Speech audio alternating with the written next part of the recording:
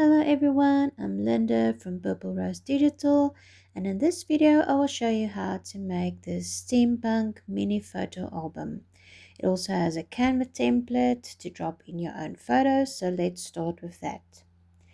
So using the Canva template, you simply drop your photos into the Canva frames. It's the green grass and blue sky frames. You drop your photo into the frames. You double click on it to move it around or resize it. Once you're happy with that, you can click done. And then we're going to move it to the back layer. So you can go to position,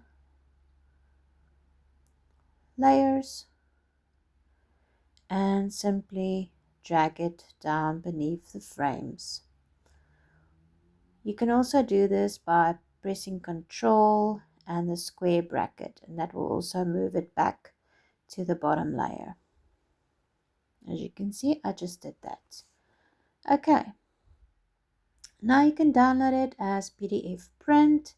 If you have a pro account, you do PDF print CMYK color setting, or you can download it as a JPEG at 3500 by 2700 pixels, and then it's 300 dpi ready to print. So this is the front and the back cover, but we'll start with the pages, and we are simply going to fold them in half. And you can flatten those folds with a bone folder, and we're going to just continue doing that for each page. Make sure you get your alignment nice and straight so that the pages aren't skew. And once you've done all 5, so it's 10 photo spaces, so it's 5 double pages, you can put them in the order that you want them to be, and we're going to start gluing them together. Of course, if you want to print something on the back or do more decorations or whatever on the back, you don't have to glue them together. You can sew them together or whatever. Use those spiral binders or whatever you feel like doing. But today I'm going to glue them back to just make a small little album. This is of course an awesome Father's Day gift, so I did mine with photos of the kids and so on. So we're simply going to glue them back to back. Make sure you have them the right side up, and your opening, if you start with your last one like I am, your opening will always be on the right hand side. So you just continue to glue each page back to back, and make sure you get your pages aligned nicely on top of each other, especially on the spine side. You can always trim the front, top and bottom if there's any white sticking out where you didn't get it exactly onto each other. Just check that there's no extra glue. You don't want your pages sticking together. And this is how our little album looks. And of course there's a bunch of fussy cuts and labels and things that you can use to do extra decorations. But let me show you how to do the spine. You're simply going to fold it over your pages. You don't have to do a complete flat fold. You just sort of bend it over the pages. I'm just going to ink this spine a little bit because some of it will stick out a bit more at the top. You don't have to do the whole spine, but definitely the tops will stick out a bit. So we're going to place our glue. We're just going to check how far the spine is coming over the pages. Of course, you can decorate your album first before doing this if you may need to do the spine a bit wider, if that makes sense. But as you can see, I'm only placing glue on the page itself. You don't go all the way over onto the spine area. The back of the spine stays loose so that the album can open. Otherwise, it will be really stiff and won't open all the way. Just check any excess glue coming out, because the spine is bigger than the pages, because we've got a cover that's slightly larger than the pages. So the glue at this stage doesn't need to go all the way up to the total length of the spine.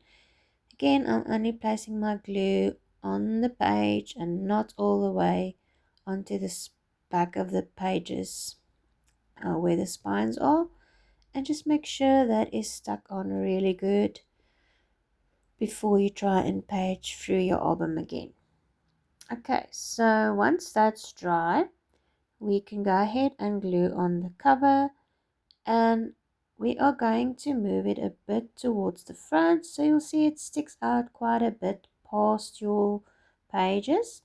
You can use that area for extra decorations, or you can push it back a bit further, but don't push it back all the way over the spine. You need that curve of the spine to be open, or it will your cover will bend when you open your album. So it needs a bit of space there, so you push it a bit towards the front.